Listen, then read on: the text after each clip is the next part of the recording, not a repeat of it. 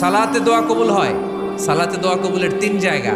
একটা হচ্ছে তাকবীরে তাহরিমার পরে আমরা সানা পড়ি না, আমরা তো একটা পড়ি। আল্লাহর হাবিব সুন্নাহ এবং নফল নামাজে আরো পড়তেন সানা, ওই দোয়া কবুল হয়। 2 নম্বর জায়গা সালাতে সেজদায় পড়ে দোয়া করলে কবুল হয়। আকরাবু মা ইয়াকুনুল আবদু মির রাব্বিহি ওয়া হুয়া সাজিদ ফাকসিরু ফীহি দুআ। বান্দা যখন সেজদায় লুটিয়ে পড়ে, বান্দা আল্লাহর সবচেয়ে কাছে চলে যায়। কিন্তু বিশ্বনবী বলে, সেজদাটা তোমার রবের কুদরতি পায়ের উপরে পড়েছে। সেজদায় পড়ে দোয়া করেন। সালাম ফিরানোর আগে বিশ্বনবী দোয়া করতেন, লা ইউসাল্লিমান্না আহাদুকুম হাত্তা ইয়াতাআওয়াযা মিন আরবা'a।